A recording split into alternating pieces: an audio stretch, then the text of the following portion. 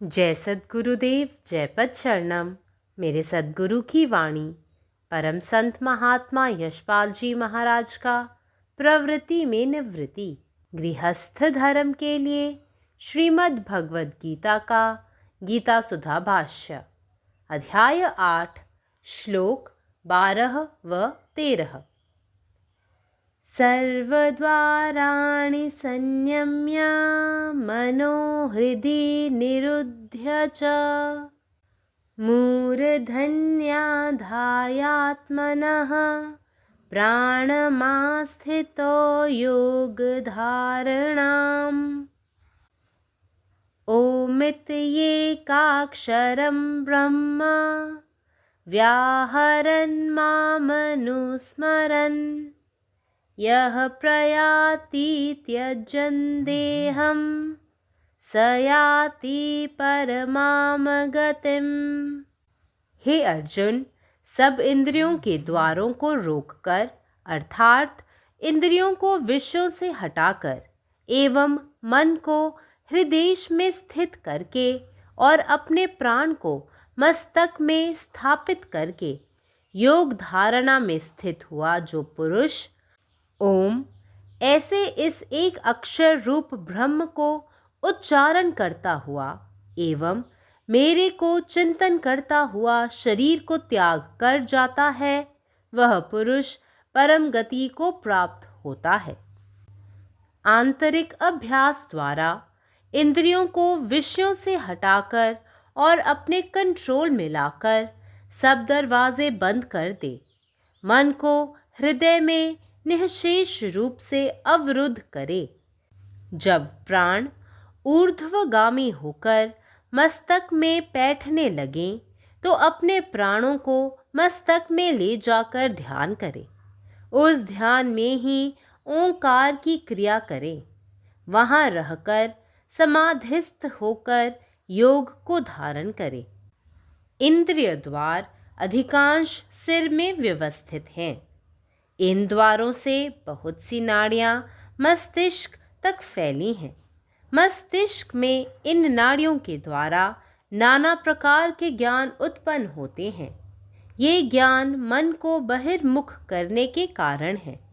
मन के बहिर्मुख होने पर मन की बंधी एकत्रित शक्ति का क्षय होना प्रारंभ हो जाता है। परंतु जब अभ्यास पटुता के द्वारा यह द्वार बंद कर दिए जाते हैं तब मन विषय ग्रहण नहीं कर पाता, अतः उसकी संग्रहित शक्ति का क्षय नहीं होता। इस प्रकार जब संचित शक्ति का क्षय बंद हो जाता है तो उसका बाह्य स्फुरण न होकर अंतःस्फुरण होने लगता है। अंतःस्फुरित होने पर उसको विद्युत ज्वालामयी शक्तिपुंज का प्रकाश अनुभूत होता है। इससे सुषुम्ना का अवरोध भाव मिट जाता है और उसकी प्रकाश शक्ति का विकास होता है। काष्ठ के भीतर जैसे अग्नि प्रकाशित होती है, उसी प्रकार मन में आत्मा का प्रकाश देखा जाता है। जैसे वायु सदा आकाश में विचरण करती है, यद्यपि लोग उसे आंखों से नहीं देख पाते, उसी प्रकार आत्मा प्रत्येक जीव के हृदयाकाश में विराजमान है। इसीलिए योगी लोग हृदयाकाश में ही ध्यान किया करते हैं। ब्रह्मरंध्र में जो छिद्र है, जिसे फोड़कर महात्मा लोग प्राण त्याग करते हैं, उस छिद्र के भीतर जब प्राण वायु प्रवेश करता है तब सदा आनंद अनुभव होता है।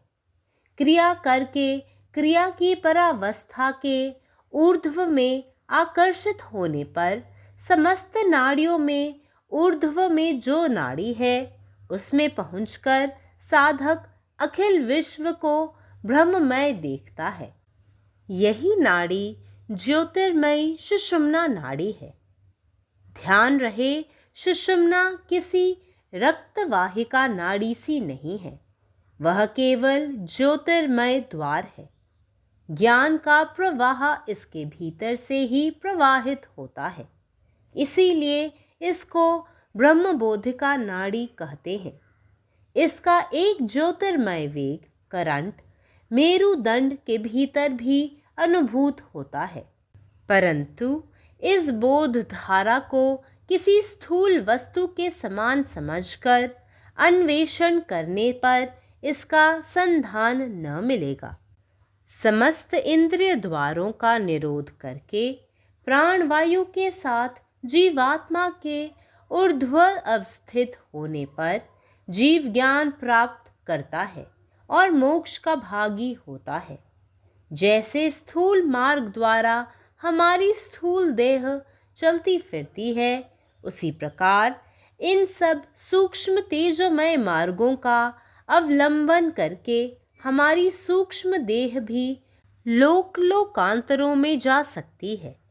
दूरी और समय का बंधन टूट जाता है। Limitations of time and distance vanish. भगवान श्री कृष्ण ने कहा, हे अर्जुन, ध्यान से सुनो। तुम्हें केवल इस बात का प्रयत्न करना चाहिए कि मन की जो बाहर की ओर दौड़ने की स्वाभाविक टेव है वह छूट जाए और वह सदा हृदय रूपी देह में ही स्थित रहे। बस फिर सब बातें आप से आप तुम्हारी समझ में आ जाएंगी।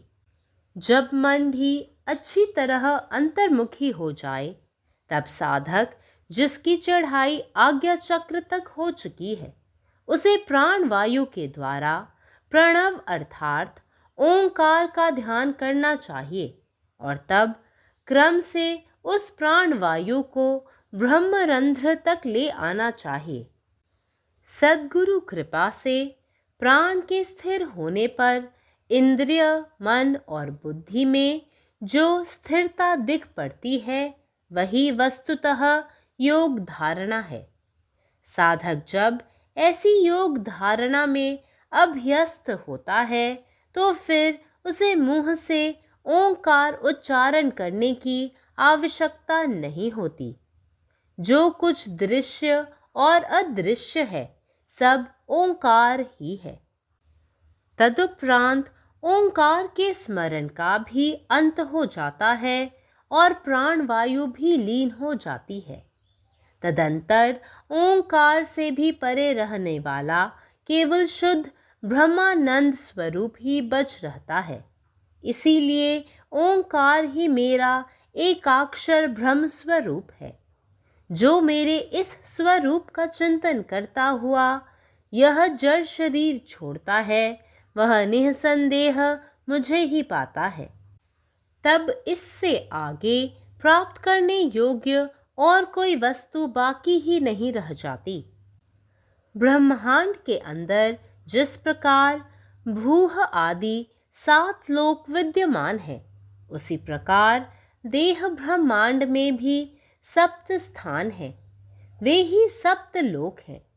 इन 7 लोकों को जय करने पर मूलाधार स्थिता कुंडलिनी शक्ति 7 लोक भेद करके ब्रह्मलोक में परम शिव के साथ संयुक्त होती है। इसे ही कुंडलिनी का जागरण कहते हैं।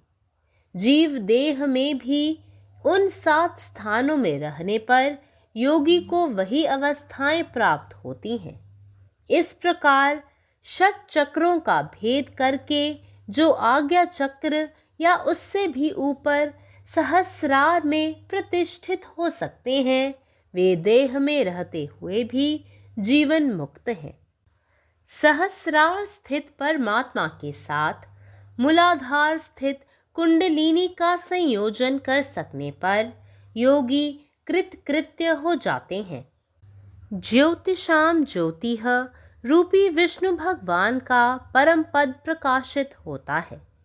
ज्योति से ज्योति एकाकार हो जाती है। यही परमागति है। ओम। All the gates of the body closed, the mind confined within the heart, having fixed his life breath, pranas, in the head, engaged in the firm practice of concentration and meditation, yoga, uttering the one-syllabled Om, Brahman, and thinking of me. He who departs, leaving the body, attains the supreme goal. The practice of concentration can most effectively be undertaken and efficiently continued only when three necessary conditions are fulfilled in the meditator. 1. Controlling all the senses. The porous skin, the ear, the nose, the eyes, and the taste buds are the 5 main gates through which the external stimuli reach the mental zone to agitate it. To shut these doors through discrimination and detachment is the first process before the meditator, that is, the sadhak, can ever hope to enter the field of meditation. 2. Confining the mind in the heart. The mind, even though it is not now directly open for any agitation by fresh contingents of sense stimuli, it is capable of getting disturbed due to the previous impressions, sanskars, that it had gathered in its past experiences in the world, sansara, of change and pleasure. Therefore, the instrument of emotion and feeling should be confined to the heart. 3. Drawing the prana into the head. When the sadhak has advanced well in concentration in the heart region, he would be surprised one day to note that there are air-like vibrations between the eyebrows in his forehead and experiences immense atmic ananda. His eyes are half closed and his vision is on the top of his nose automatically without exerting any pressure on the mind. It should be carefully noted by Grihastha sadhaks that they never apply strain of any kind on their mind. The practice should be done in a relaxed posture with ease and happiness. Generation of love, prem, towards our Ishtadeva is that what is most desired. Devotion and love increases with spiritual experiences in the bath. Force of love is the real force which will uplift your pranas into higher chakras, spiritual glands, and a day comes when your pranas enter Brahmarandra Nadi and you experience infinite ananda. The air-like vibrations are now experienced at the crown of the head, Sahasrar. The sadhak should continue his concentration on his Ishtadeva and mentally, not by tongue but by thought, chant the one syllable Om Brahman. This is done only by the mind. One should not forget that this is all done by the serpent power which has been awakened automatically without the knowledge of the sadhak.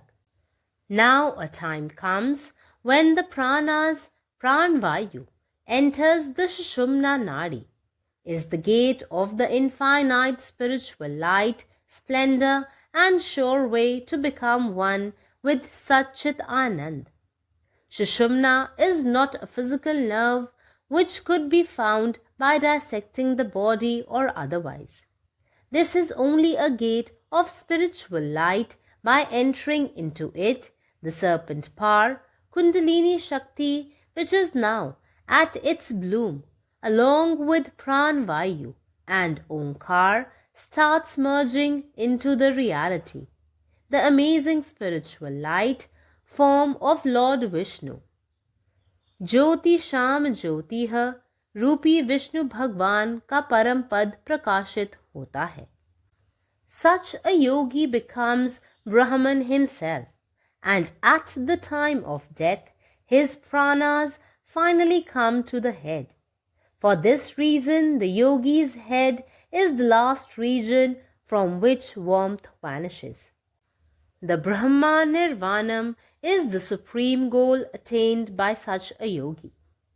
The formative thought that dominates the mind of the one who leaves the body is the factor that governs and contributes to the next birth of that individual. Spiritual discipline is, therefore, imperative to one and all. The devotee of the Lord is ever immersed in the thought of God. Being firmly fixed in it, he reaches the Lord on giving up the body. Sri Ramakrishna. Om. నా సద్గురు సందేశము గీతాసుధ పరమసత్మాత్మ శ్రీ శివాజీ మహారాజు వారిచే ప్రతిపాదించబడిన ప్రవృత్తిలో నివృత్తి గృహస్థ మార్గంలో గీతా భాష్యము అధ్యాయము 8 అక్షర పరబ్రహ్మ యోగము శ్లోకం 12 మరియు 13. సర్వద్వారాణి సంయమ్య మనోహృది నిరుజ్య చ మార్ద్నయాదాత్మనః ప్రాణమాస్థితో యోగధారణం ఓ మిత్యేకాక్షరం బ్రహ్మ వ్యాహరన్మ మనుస్మరన్ య ప్రయాతి చర్యందేహం సయాతి పరమాంగతిం. ఓ అర్జున, సమస్త ఇంద్రియ ద్వారములను బంధించి అనగా ఇంద్రియములను విషయముల నుండి మరల్చి మనసును హృదయస్థానమును స్థిరపరిచి తన ప్రాణములను మస్తిష్కముందు నిలిపి యోగధారణలో నిలిచిన ఏ పురుషుడైతే ఓం అనే అక్షరరూప పరబ్రహ్మను ఉచ్చరిస్తూ మరియు నన్నే స్మరిస్తూ శరీరాన్ని త్యజిస్తాడో అతడే పరమగతిని పొందును. అంతరిక అభ్యాసం ద్వారా ఇంద్రియములను విషయముల నుంచి మరలించి నీ వశం చేసుకుని సమస్త ద్వారములను బంధించు, మనసును నిశ్శేషంగా హృదయంలో నిలుపు. ఈ విధమైన అభ్యాసం కోసం ఆనందయోగం 3వ అధ్యాయాన్ని పరిశీలించండి. ప్రాణములు ఊర్ధ్వముఖం గావించబడి మస్తిష్కంలో ప్రవేశించడం ప్రారంభించినట్టయితే ప్రాణాలను మస్తిష్కంలోనే తీసుకుని వెళ్ళి ధ్యానం చేయి. ఆ ధ్యానంలోని ఓంకార స్మరణ గావించు. అచడే ఉండి సమాధిని పొంది యోగధారణ చేయి. ఇంద్రియ ద్వారాలు అధికముగా శిరస్సులో స్థాపితమై ఉంటాయి. ఈ ద్వారాల నుండి ఎన్నో నాడులు మస్తిష్కం వరకు వ్యాపించి ఉంటాయి. మస్తిష్కంలో ఈ నాడుల ద్వారా నానా రకమైన జ్ఞానం ఉత్పత్తి అవుతుంది. ఈ జ్ఞానమే మనసు బహిర్ముఖం అగుటకు కారణమగుతున్నది. మనసు బహిర్ముఖం అయ్యాక మనసు యొక్క ఏకత్రికమగు శక్తి క్షీణించడం ప్రారంభమవుతుంది. అయితే అభ్యాస పటుత్వం చేత ఈ ద్వారాలు బంధించబడతాయి. అప్పుడు మనసు విషయాలను గ్రహించడం చేయలేదు. అందుచేత దాన్ని ప్రోధు చేసుకునే శక్తి క్షయం కాదు. ఈ ప్రకారంగా సంచిత శక్తి క్షయం ఆగిపోడుచే దానికి బ్రహ్మస్ఫురణ ఉండక అంతఃస్ఫురణ జరుగుట మొదలవుతుంది. అంతఃస్ఫురితం అయిన పిమ్మట అతనికి విద్యుత్ జ్వాలామయ శక్తి పుంజ ప్రకాశపు అనుభవం కలుగుతుంది. దానిచే సుషుమ్న నాడి యొక్క అవరోధం తొలగిపోతుంది. దానికి ప్రకాశశక్తి వికాసం కలుగుతుంది. దాని ప్రకాశశక్తి వికసిస్తుంది.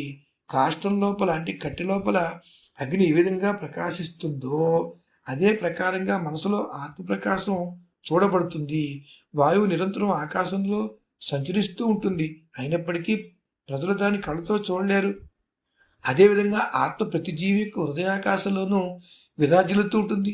అందుచేత యోగులు హృదయాకాశం నుండి ధ్యానం చేస్తూ ఉంటారు. బ్రహ్మరంధం నందు బెజ్జము ఏదైతే ఉన్నదో దాన్ని ఛేదించుకొని మహాత్ములైన వారు ప్రాణత్యాగం చేస్తారు.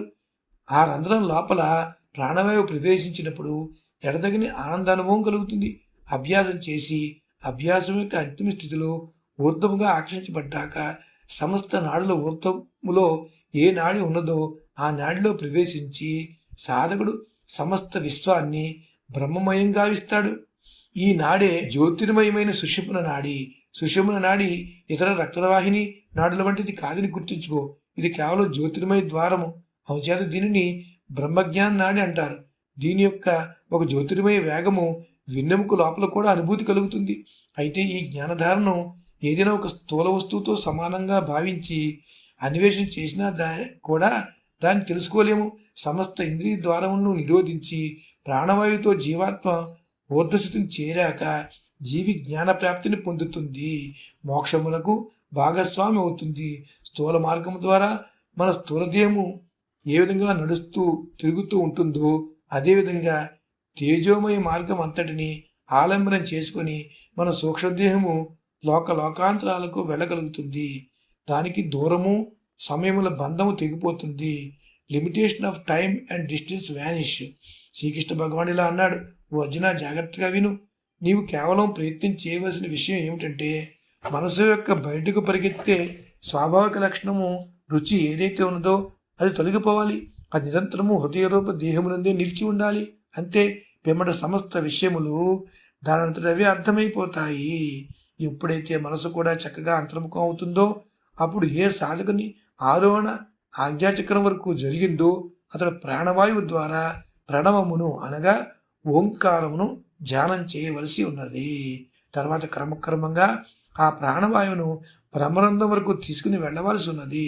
సద్గురు కృపతో ప్రాణవాయువు స్థిరమైనప్పుడు ఇంద్రియములు మనసు బుద్ధితో ఏ స్థిరత్వమైతే కనిపిస్తుందో అదే నిజానికి యోగధారణ. అప్పుడు సాధకులకు అటువంటి యోగధారణ అలవాటైన పిమ్మట అతడి నోటితో ఓంకార ఉచ్చారణ చేయవలసిన ఆవశ్యకత ఉండదు. కనిపించనిది కనిపించేది ఏదైతే ఉన్నదో అది సమస్తము ఓంకారమే. ఆ తర్వాత ఓంకారస్మరణ కూడా అంతమైపోతుంది. పిమ్మట ప్రాణవాయువు కూడా లీనమైపోతుంది. అటు పిమ్మట ఓంకారమునకు కూడా ఆవల ఉండే కేవల శుద్ధ బ్రహ్మానంద స్వరూపం ఒకటే మిగిలి ఉంటుంది. అందుచేత ఓంకారమే నా ఏకాక్షర బ్రహ్మస్వరూపము. ఎవరైతే నా ఈ స్వరూపమును తలుస్తూ ఈ జడ శరీరమును విడుస్తాడో అతడు నిస్సందేహంగా నన్నే పొందుతాడు. అప్పుడు ఆ తర్వాత పొందదగిన యోగ్యమైన ఏ వస్తువు మిగిలి ఉండదు. బ్రహ్మాండము లోపల భూలోకం మొదలైన 7 లోకాలు ఎలా ఉనికి కలిగి ఉన్నాయో అదేవిధంగా దేహమనే బ్రహ్మాండమునందు కూడా 7 స్థానాలు ఉన్నాయి. అవే 7 లోకాలు. ఈ 7 లోకాలను జయించాక మూలాధారం వద్ద ఉండే కుండలి శక్తి 7 లోకాలను ఛేదించుకొని బ్రహ్మలోకములో పరమశివునితో కలుస్తుంది. దీనినే కుండలిని జాగరణం అని అంటారు. యోగికి ఈ జీవదేహములో కూడా ఆ 7 స్థానములందు ఉన్నాక అదే స్థితులు లభిస్తాయి. ఈ విధంగా షట్చక్రం ఛేదించుకొని ఎవరు ఆజ్ఞాచక్రం లేదా దానికన్నా పైనున్న సహస్రారంలో ప్రతిష్ఠితమవుతారో వారే ఈ దేహంలో ఉంటూ కూడా జీవన్ముక్తులై ఉందురు. సహస్రారంలో నిలిచి ఉన్న పరమాత్మతో మూలాధారములో ఉన్న కుండలిని సంయోగం చెందిన తరువాత యోగి కృతకృత్యుడవుతాడు.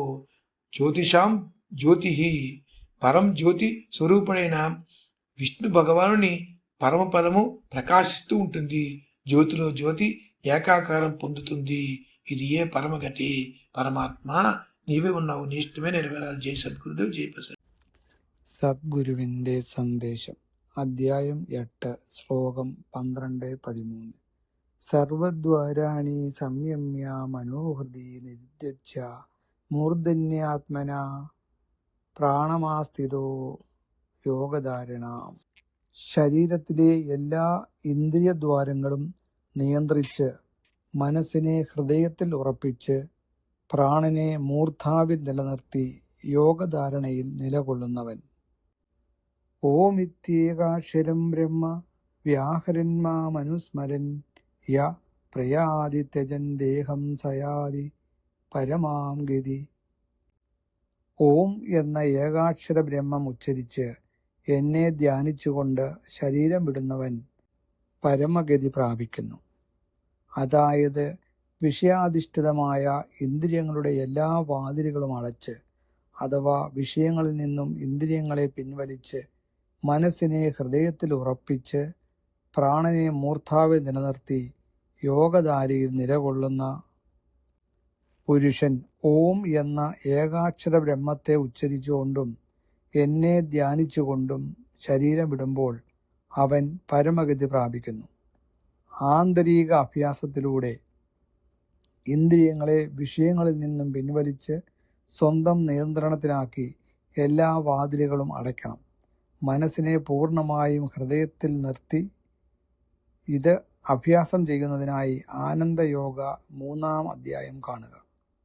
പ്രാണൻ മുകളിലേക്കുയർന്ന് തലയിൽ പ്രവേശിക്കാൻ തുടങ്ങുമ്പോൾ പ്രാണനെ മനസ്സിൽ തന്നെ നിർത്തി അവിടെ ധ്യാനം ചെയ്യണം. അവിടെ നിലകൊണ്ട് സമാധി സ്ഥിതിയിൽ യോഗം ധാരണം ചെയ്യണം. ഇന്ദ്രിയങ്ങളുടെ വാതിലുകൾ കൂടുതലും ശിരസിൽ തന്നെയാണ് സ്ഥിതി ചെയ്യുന്നത്. ഈ ദ്വാരങ്ങളിലൂടെ അനേകം നാസികകൾ മസ്തിഷ്കത്തിലേക്ക് വ്യാപിച്ചിട്ടുണ്ട്. ഈ നാഡികളിലൂടെ പലവിധ ജ്ഞാനങ്ങൾ ഉത്ഭവിക്കുന്നു. ഇവയാണ് മനസ്സിനെ പുറത്തേക്ക് തിരിക്കുന്ന കാരണങ്ങൾ. മനസ്സ് ബഹിർമുഖമാകുമ്പോൾ അതിൻ്റെ ശക്തി കുറയാൻ തുടങ്ങും. എന്നാൽ അഭ്യാസത്തിലൂടെ ഈ വാതിലുകൾ അടച്ചാൽ മനസ്സിന് വിഷയങ്ങളെ ഗ്രഹിക്കാൻ കഴിയുകയില്ല. അതിനാൽ മനസ്സ് ശേഖരിക്കുന്ന ഊർജം നഷ്ടപ്പെടുന്നില്ല. ഇങ്ങനെ ശേഖരിക്കപ്പെടുന്ന ഊർജം ഉള്ളിൽ നിലനിൽക്കുമ്പോൾ അകത്തേക്ക് തെളിയാൻ തുടങ്ങും. അത് വൈദ്യുതി ജാല പോലുള്ള ശക്തിയുടെ പ്രകാശമായി അനുഭവപ്പെടുന്നു. ഇതോടെ സുഷുമ്നാ നാഡിയിലെ തടസ്സം നീങ്ങി അതിൻ്റെ പ്രകാശശക്തി വികസിക്കുന്നു. മരച്ചില്ലയുടെ ഉള്ളിൽ തീ തെളിയുന്നത് പോലെ മനസ്സിൽ ആത്മാവിൻ്റെ പ്രകാശം കാണപ്പെടുന്നു. ആകാശത്ത് എപ്പോഴും സഞ്ചരിക്കുന്ന വായുവിനെ നമുക്ക് കണ്ണുകൊണ്ട് കാണാൻ കഴിയാത്തതുപോലെ ആത്മാവും ഓരോ ജീവന്റെയും ഹൃദയഭാഗത്ത് സ്ഥിതി ചെയ്യുന്നു. അതുകൊണ്ട് തന്നെ യോഗികൾ ഹൃദയാകാശത്തിൽ ധ്യാനം ചെയ്യുന്നു. ശിരസ്സിന് മുകൾ ഭാഗത്ത് ബ്രഹ്മരന്ധ്രം എന്ന ഒരു സൂക്ഷ്മദ്വാരമുണ്ട്. മഹാത്മാക്കൾ അതിലൂടെ പ്രാണൻ വിടുന്നു. ആ ദ്വാരത്തിനുള്ളിൽ പ്രാണവായു പ്രകാശിക്കുമ്പോൾ നിത്യാനന്ദം അനുഭവപ്പെടുന്നു. ക്രിയയുടെ ഉന്നതാവസ്ഥയിൽ എല്ലാ നാഡികളിലും മുകളിലുള്ള നാഡിയിൽ പ്രവേശിച്ചാൽ സാധകൻ മുഴുവൻ ലോകവും ബ്രഹ്മമായി കാണുന്നു. ഇതാണ് ജ്യോതിർമയ സുഷുമ്നാ നാഡി. ശ്രദ്ധിക്കുക, സുഷുമ്ന ഒരു രക്തനാഡി പോലുള്ള ഭൗതിക നാഡിയല്ല. അത് ആത്മീയ പ്രകാശത്തിൻ്റെ സുഷിരമാണ്. ജ്ഞാനത്തിൻ്റെ പ്രവാഹം നടക്കുന്നത് ഇതിലൂടെയാണ്. അതിനാൽ ഇതിനെ ബ്രഹ്മഭൗതിക നാഡി എന്ന് പറയുന്നു. ഇതിൻ്റെ ഒരു പ്രകാശവേഗം അഥവാ മിന്നൽ നട്ടെല്ലിനുള്ളിലും അനുഭവപ്പെടുന്നു. എന്നാൽ ഒരു ഭൗതിക വസ്തു എന്ന രീതിയിൽ ഇതിനെ കണ്ടെത്താൻ കഴിയില്ല. എല്ലാ ഇന്ദ്രിയദ്വാരങ്ങളും അടച്ച് പ്രാണവായുവിനൊപ്പം ജീവിതാത്മാവ് മുകളിലേക്ക് ഉയർന്നാൽ ജീവൻ ജ്ഞാനം പ്രാപിക്കുകയും മോക്ഷത്തിന് അർഹമാവുകയും ചെയ്യും. നമ്മുടെ ശരീരത്തിന് സഞ്ചരിക്കാൻ സ്ഥൂലപദമുള്ളതുപോലെ തന്നെ സൂക്ഷ്മ ശരീരത്തിന് ഈ സൂക്ഷ്മ പ്രകാശ പദങ്ങളിലൂടെ അത്തരം ലോകങ്ങളിൽ സഞ്ചരിക്കാം. അപ്പോൾ സമയം, ദൂരം എന്നിവയുടെ പരിധികൾ ഇല്ലാതാകും. ഭഗവാൻ കൃഷ്ണൻ പറയുന്നു, ഹേ അർജുന, ശ്രദ്ധിച്ചു കേൾക്കൂ. മനസ്സിൻ്റെ ബഹിർമുഖ സ്വഭാവം വിട്ട് അത് ഹൃദയത്തിൽ സ്ഥിരമാക്കാൻ നീ ശ്രമിക്കണം. അപ്പോൾ ബാക്കിയെല്ലാം സ്വയം മനസ്സിലാകും. മനസ്സ് പൂർണ്ണമായി അന്തർമുഖമായാൽ ആജ്ഞാചക്രം വരെ ഉയർന്ന സാധകൻ പ്രാണവായുവിൻ്റെ സഹായത്തോടെ ഓംകാരത്തെ ധ്യാനിക്കണം. തുടർന്ന് ആ പ്രാണവായുവിനെ ബ്രഹ്മരന്ധ്യത്തിലേക്ക് ഉയർത്തണം. സദ്ഗുരുവിൻ്റെ കൃപയാൽ പ്രാണൻ സ്ഥിരമാകുമ്പോൾ ഇന്ദ്രിയങ്ങൾ, മനസ്സ്, ബുദ്ധി എന്നിവയിൽ കാണുന്ന സ്ഥിരത തന്നെയാണ് യഥാർത്ഥ യോഗധാരണ. സാധകൻ ഈ യോഗധാരണയിൽ ഉറച്ചു കഴിഞ്ഞാൽ വായുകൊണ്ട് ഓം ഉച്ചരിക്കേണ്ടതില്ല. ദൃശ്യവും അദൃശ്യവും എല്ലാം ഓം തന്നെയാണ്. തുടർന്ന് ഓം സ്മരണയിലും ഇല്ലാതാവുകയും പ്രാണവായുവിൽ ലയിക്കുകയും ചെയ്യും. പിന്നീട് ഓംകാരത്തിനും അതീതമായ ശുദ്ധ ബ്രഹ്മാനന്ദം മാത്രം ശേഷിക്കും. അതുകൊണ്ടാണ് ഓം എൻ്റെ ഏകാക്ഷര ബ്രഹ്മസ്വരൂപമാണെന്ന് പറയുന്നത്. ഈ സ്വരൂപത്തെ ധ്യാനിച്ചുകൊണ്ട് ശരീരം ഉപേക്ഷിക്കുന്നവൻ എന്നെ തന്നെയാണ് പ്രാപിക്കുന്നത്. അതിനുമപ്പുറം നേടാൻ മറ്റൊന്നും അവശേഷിക്കുന്നില്ല. ബ്രഹ്മാണ്ടത്തിൽ ഭൂലോകം തുടങ്ങി 7 ലോകങ്ങൾ ഉള്ളതുപോലെ മനുഷ്യ ശരീരമാകുന്ന ബ്രഹ്മാണ്ടത്തിലും 7 കേന്ദ്രങ്ങളുണ്ട്. ഇവയാണ് സ്വപ്നലോകങ്ങൾ. ഈ 7 ലോകങ്ങളെയും കീഴടക്കുമ്പോൾ മൂലാധാരത്തിൽ സ്ഥിതി ചെയ്യുന്ന കുണ്ഡലിനി ശക്തി 7 ലോകങ്ങളെയും ഭേദിച്ച് ബ്രഹ്മലോകത്തിൽ പരമശിവനുമായി ലയിക്കുന്നു. ഇതിനെ കുണ്ഡലിനി ജാഗരണം എന്ന് പറയുന്നു. ഈ 6 ചക്രങ്ങളും ഭേദിച്ച് ആജ്ഞാചക്രത്തിലോ സഹസ്രാരത്തിലോ സ്ഥിരത കൈവരിക്കുന്നവർ ശരീരത്തിൽ ജീവിച്ചിരിക്കുമ്പോഴും ജീവൻ മുക്തരായവരാണ്. സഹസ്രാരത്തിലെ പരമാത്മാവിനെയും മൂലാധാരത്തിലെ കുണ്ഡലിനിയെയും ഏകീകരിക്കാൻ കഴിയുന്നവർ പൂർണ്ണത പ്രാപിച്ചവരാണ്. ജ്യോതിഷാം ജ്യോതി എന്ന വിഷ്ണുവിൻ്റെ പരമപദം പ്രകാശിക്കുന്നു. ഒരു ജ്യോതി മറ്റൊരു ജ്യോതിയിൽ ലയിക്കുന്നു. അതാണ് പരമഗതി. പരമാത്മാവ് നീ തന്നെ, നിന്റെ ഇഷ്ടം പൂർണ്ണമാകട്ടെ. जय सद्गुरुदेव, जय पदशरण. जय गुरुदेव, जय पदशरण. अध्याय 8 श्लोक 12 आणि 13. सर्व द्वारे दरवाजे बंद करून आणि मनाला हृदयात बंद करून ज्याने आपला श्वास मस्तकावर ठेवला आणि योगाभ्यास सुरू केला. मनुष्याने एक अक्षरी ब्रह्माचा अर्थात ओम याचा जप करावा आणि माझे स्मरण करावे. जो देह सोडून निघून जातो तो परम गंतव्यस्थान प्राप्त करतो. सर्व इंद्रियांचे दरवाजे बंद करून म्हणजेच इंद्रियांना विषयापासून दूर करून मनाला मर्यादेत स्थिर करून आणि आपला प्राण मस्तकात ठेवून जो मनुष्य या देहाचा त्याग करतो तो ओमसारख्या या एक अक्षरी ब्रह्माचा उच्चार करून आणि माझे चिंतन करून परम गंतव्यस्थान असे प्राप्त करतो. आंतरिक अभ्यासाने इंद्रियांना सर्व वस्तूंपासून दूर करून त्यांना आपल्या नियंत्रणाखाली आणणे गरजेचे आहे. त्यासाठी इंद्रियांचे सर्व दरवाजे बंद करणे अत्यंत आवश्यक आहे. मनाला हृदयात पूर्णपणे उपरोधित करा. या अभ्यासासाठी आनंद योग हिंदी अध्याय 3 तुम्ही बघू शकता. जेव्हा प्राण वरच्या दिशेने जाऊन डोक्यात प्रवेश करतो तेव्हा त्याला धारण करा. डोक्याच्या बहुतेक भागात ज्ञानाद्वारे रचलेली, ज्याला आपण नर्व्ज म्हणतो, नाड्या म्हणतो, ती रचलेली असतात. या द्वारापासून मेंदूपर्यंत अनेक शिरा अर्थात नाडी पसरलेल्या असतात.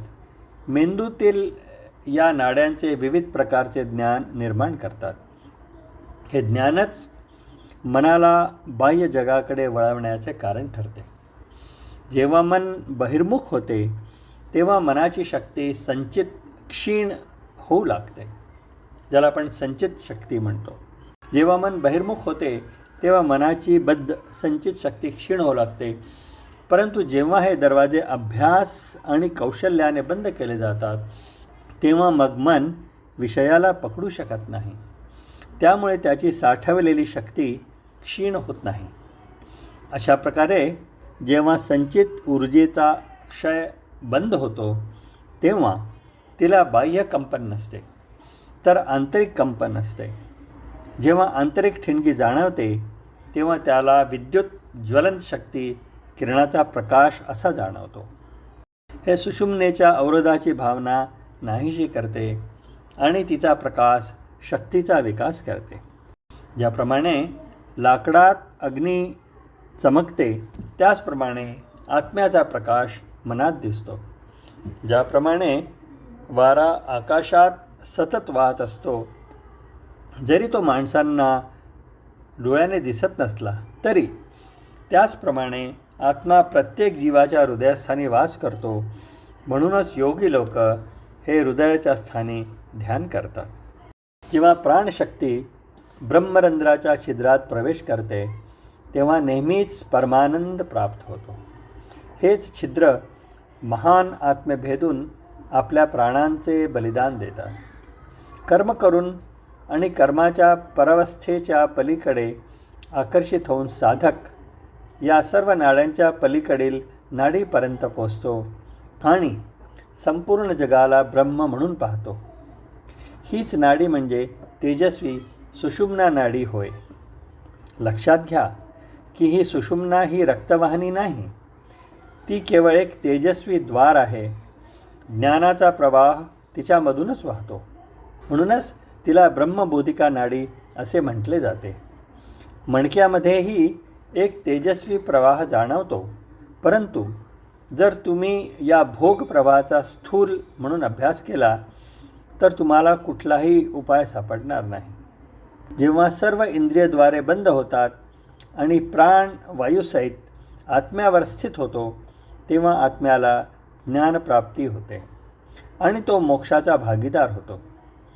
ज्याप्रमाणे आपले स्थूल शरीर स्थूल मार्गातून प्रवास करते, त्याचप्रमाणे आपले सूक्ष्म शरीरही या सूक्ष्म तेजस्वी मार्गाचे अनुसरण करून विविध लोकांमध्ये जाऊ शकते. यामुळे अंतर आणि काळाचे, टाईम अँड स्पेस यांचे बंधन तुटते. अर्थात काळ आणि अंतराच्या मर्यादा नाहीशा होतात. भगवान श्रीकृष्ण म्हणाले, हे अर्जुना, लक्षपूर्वक ऐक. तू केवळ मनाच्या नैसर्गिक देवतेपासून जी बाहेर धावणारी आहे, मुक्त होण्याचा प्रयत्न केला पाहिजे आणि ती नेहमी शरीरात हृदयाच्या रूपातच राहिली पाहिजे. तेव्हाच सर्व काही तुला आपोआप प्राप्त होईल. जेव्हा मनही पूर्णपणे अंतर्मुख होते, तेव्हा आज्ञाचक्रात दोन्ही भुवयांच्यामध्ये आरोहण केलेल्या साधकाने प्राणवायूद्वारे प्रणव किंवा ओंकाराचे ध्यान करावे आणि नंतर हळूहळू त्या प्राणवायूला ब्रह्मरंध्रामध्ये आणावे.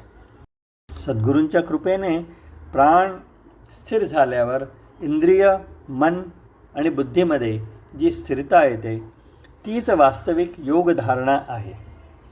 जेव्हा साधकाला अशा योग ध्यानाची सवय होते, तेव्हा त्याला मुखाने ओंकाराचा उच्चार करण्याची गरज भासत नाही. सर्व दृश्य आणि अदृश्य गोष्टी ओंकारच आहेत. त्यानंतर ओंकाराचेही स्मरण संपते आणि प्राणवायूही विलीन होतो.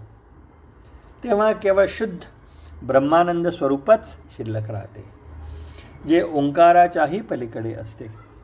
म्हणूनच ओंकार हे माझे एक अक्षरी ब्रह्मस्वरूप आहे.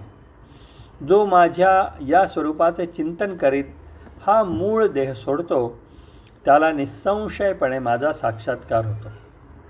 मग प्राप्त करण्यासारखे किंवा मिळवण्यासारखे दुसरे काहीही शिल्लक राहत नाही. ज्याप्रमाणे विश्वामध्ये पृथ्वीसारखी 7 विश्वे आहेत, त्याचप्रमाणे देह विश्वामध्ये 7 स्थाने आहेत. हीच ती 7 विश्वे आहेत.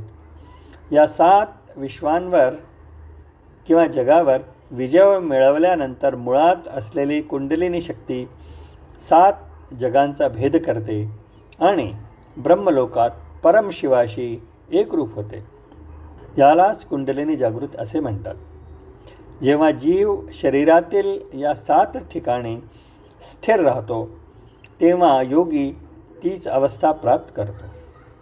अशा प्रकारे या 6 चक्रांचे विवेचन केल्यास जे आज्ञाचक्रात किंवा त्याहूनही वरच्या सहस्राधार चक्रामध्ये स्थिर होतात, ते देहात असतानाही जीवनमुक्त असतात.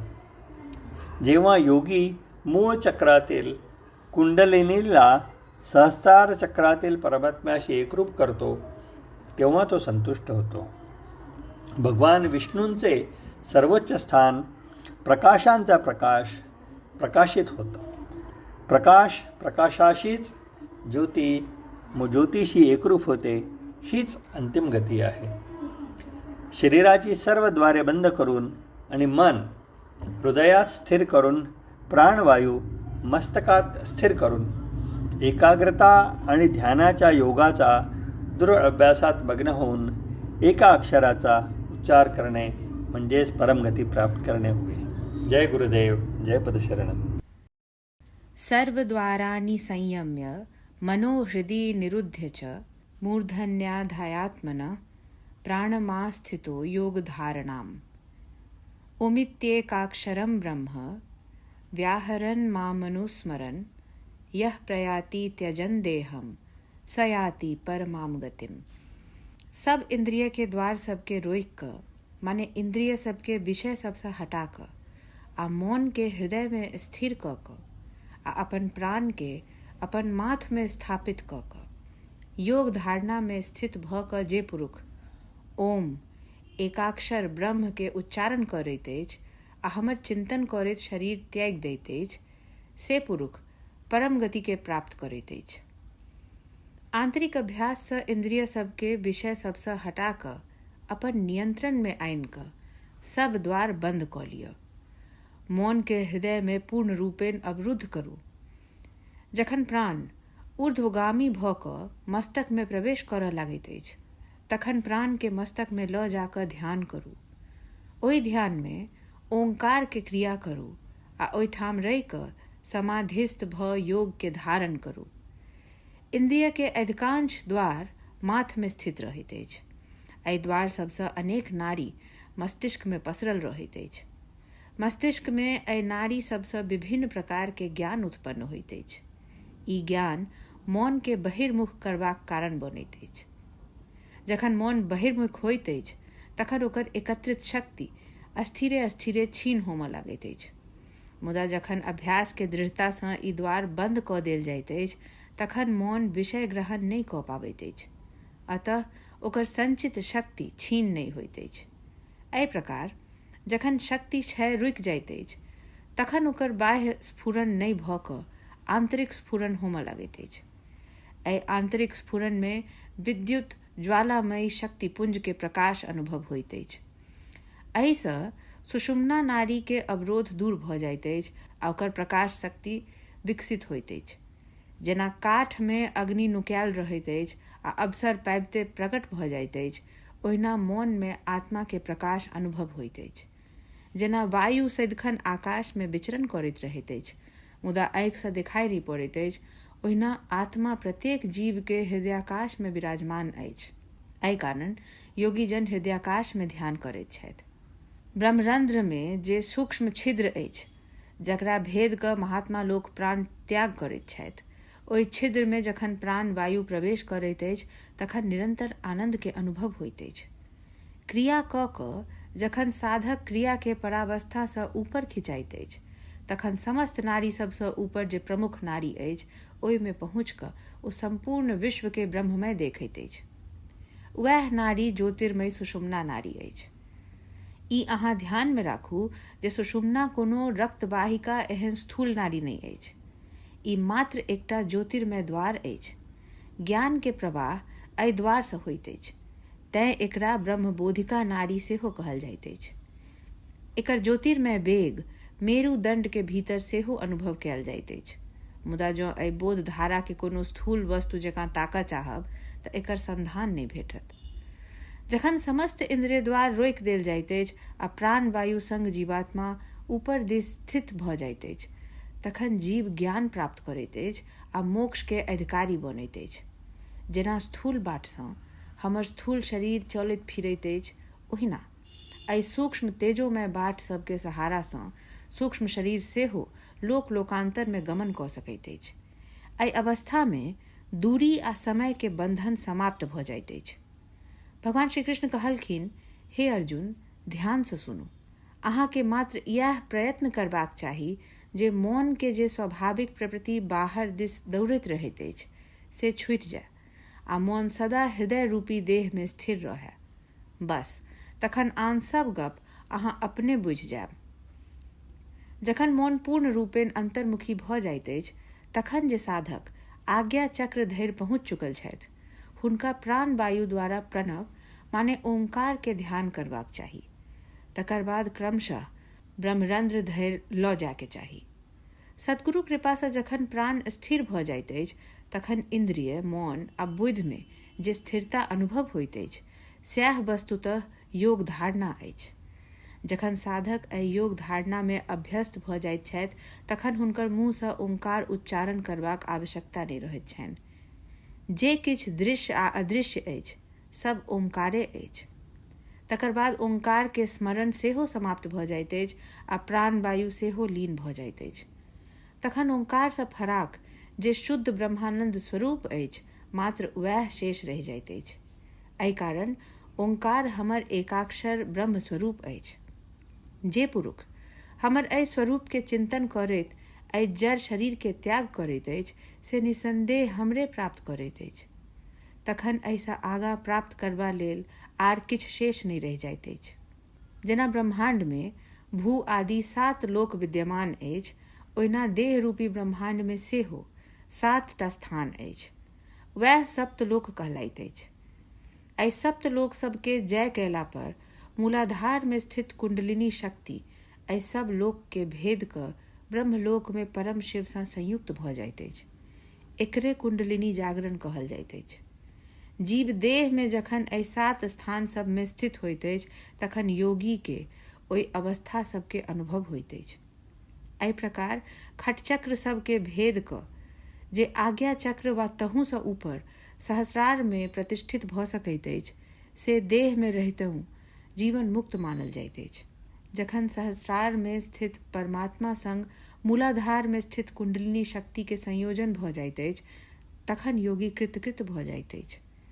ज्योतिषाम ज्योति स्वरूप विष्णु भगवान के परम पद प्रकट होइत अछि। ज्योति सँ ज्योति एक रूप भऽ जाइत अछि। यह परम गति अछि। अखिल भारतीय संत मत सत्संग पंजीकृत दिल्ली, मुख्यालय B20 CC colony, Rana Pratap Bagh के सामने, दिल्ली।